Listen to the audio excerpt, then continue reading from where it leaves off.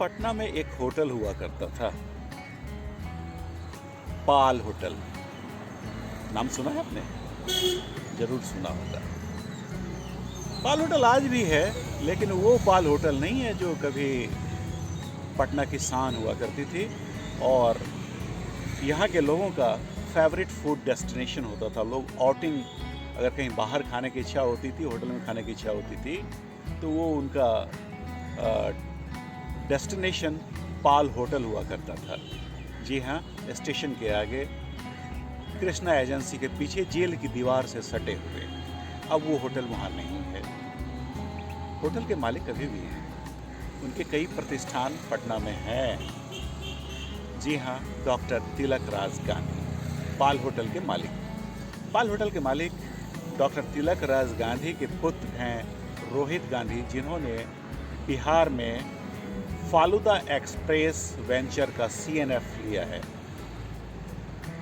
Young है, ज़्यादा उम्र नहीं हुए। तिलक राज गांधी तो काफ़ी उम्र दराज हैं, लंबा अनुभव है बिजनेस का।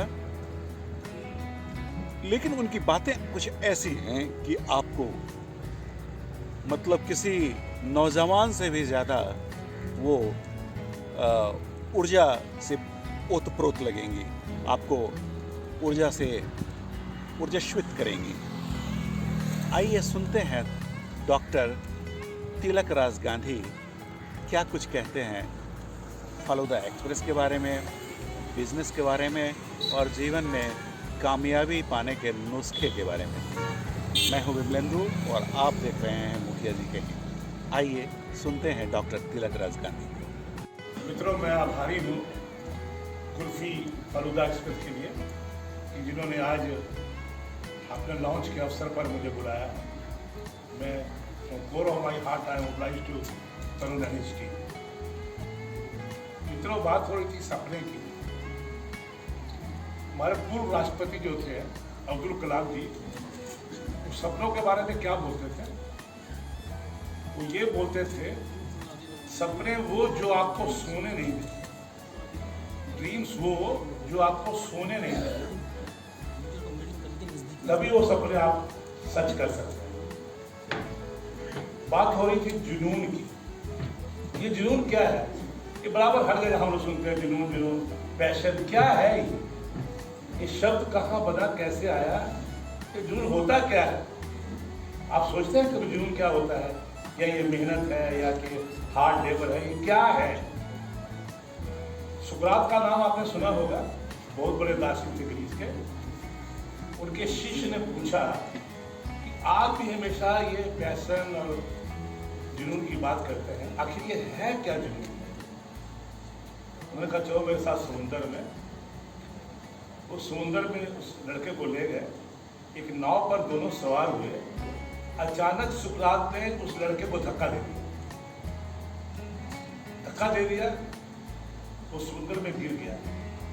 अब समुद्र में गिरने के बाद उसकी क्या हालत हुई होगी आप सोच सकते हैं। अगर तैरना नहीं आता होगा तो वो क्या करता होगा? वो छटपटा गया, तैरना नहीं जानता था। हालांकि सुकरात ने उसको बाद में बताया कि मैंने तुम्हारा इंतजाम कर दिया था तुम्हें बचाने का, लेकिन वो घबरा गया कि लगता है जान चली जाएगी, अब कोई उपाय नहीं है।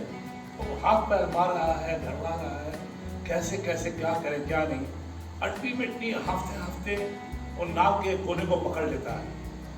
अब पकड़ के फिर सुकरात उसको अपने ऊपर खींच के नाव में ले आता है। तब उससे पूछते हैं बालक से, पता लगा जुनून क्या होता है? यही जुनून है, यही पैशन है कि तुमने सब कुछ छोड़ के अपनी जान बचाने का कार्य किया। तुमको लगा ये जान ही जहान है, इसके बिना कुछ नहीं है, यही जुनून है। वैसे मैंने तुम्हारा इंतजाम कर दिया था, अगर तुम उसको प्रकट नहीं करते तुम्हारी जान तो बचा ही लेता, लेकिन मैं देखना चाहता था तुम्हारे अंदर कितना पैशन है। अब तो समझ में आया जुनून क्या होता है। मित्रों, आपको तरुण जी ने एक बड़ा अच्छा मौका दिया है। ये मौका सबको नहीं मिलता है, आपको इस मौके का सदुपयोग करना है। कई बातें हैं जो जीवन में दोबारा नहीं आती। जैसे एक तीर कमान होता है, कमान पे तीर छूटता है, वापस आता है क्या?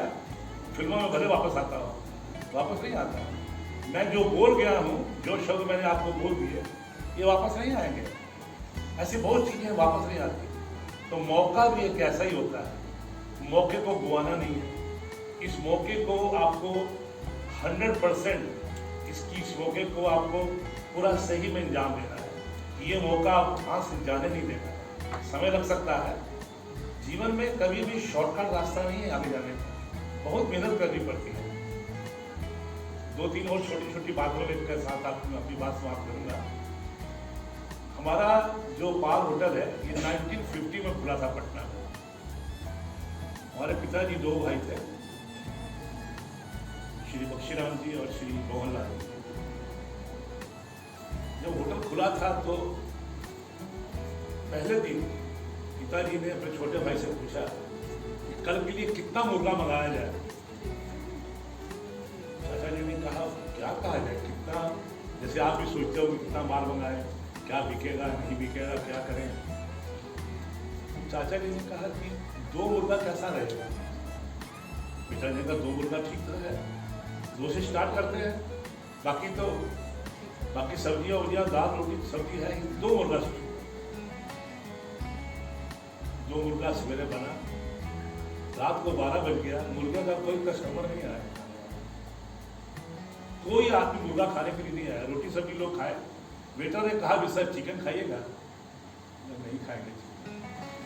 आप इमेजिन कर सकते हैं 500 चिकन, ताजा चिकन जिसको बोलते हैं आप लोग, क्या बोलते हैं ताजा में, क्या बोलते हैं आप लोग, एकदम सामने से आता हुआ कटा आया।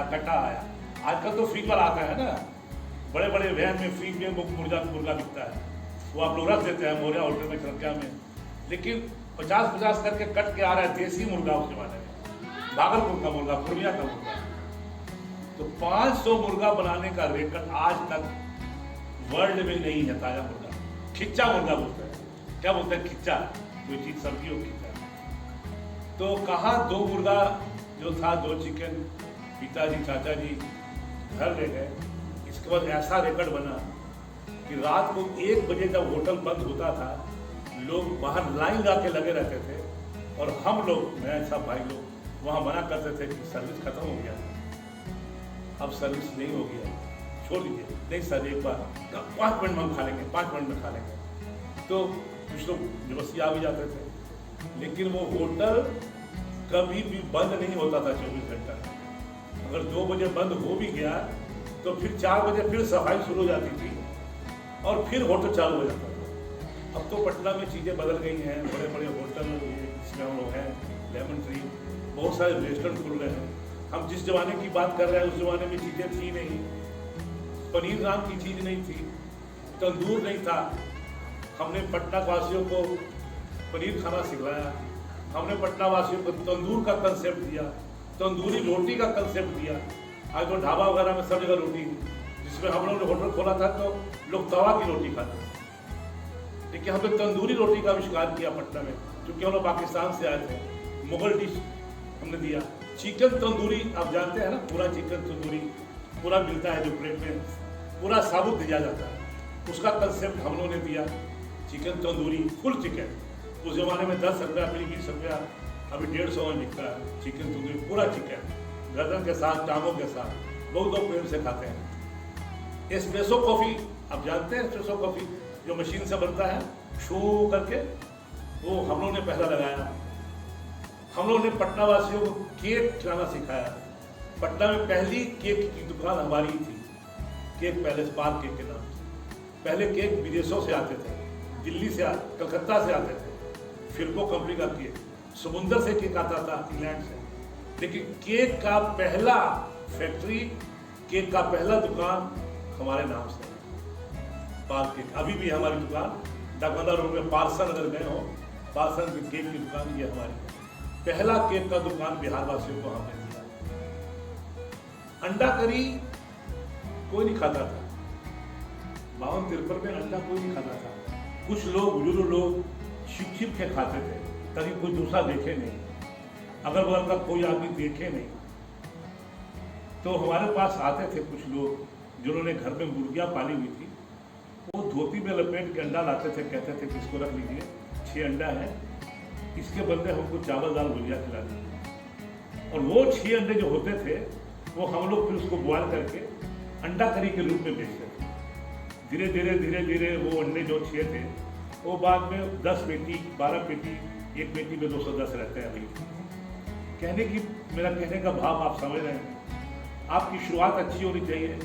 हारिए न हिम्मत, बिसारिए न हरिनाम। ये गांठ बांध लीजिए, यही काम आएगा, यही आपको आगे बढ़ाएगा। और इस मौके को हाथ से जाने मत दीजिए, ये शायद दोबारा नहीं होगा। इसको आप देखिए, इस मौके को अपने पॉकेट में रखिए। आपको नींद नहीं आनी चाहिए जब तक आप सफल नहीं। बातें तो बहुत हो सकती हैं। मेरी शुभकामनाएं हैं आपके साथ। हमसे कभी मिलना हो तो पालजी रेस्टोरेंट में मैं बैठता हूँ, आ जाइए। मैं जगह जगह होटल मैनेजमेंट में जाता रहता हूँ, लोगों को मोटिवेट करता रहता हूँ। अपने काम पे फोकस करो, अपने काम के प्रति प्रेम करो। बहुत लोगों को तो छुट्टी चले जाओ 1 हफ्ता के लिए, बहुत मन लगता है शादी नहीं कर, शादी कर लो। और भी कुछ नहीं होता तो पिकनिक के लिए बाहर चले जाओ, और मन नहीं लगता है तो पटाया चले जाओ। लेकिन मेरे दोस्तों मेरे भाइयों, अपने काम के प्रति जिससे प्रेम करना सीख लोगे ना तो दुनिया की कोई ताकत तुमको नहीं ला सकती। थैंक यू वेरी मच, आपने मेरी बात सुनी। Best of luck to all of you. Thank you.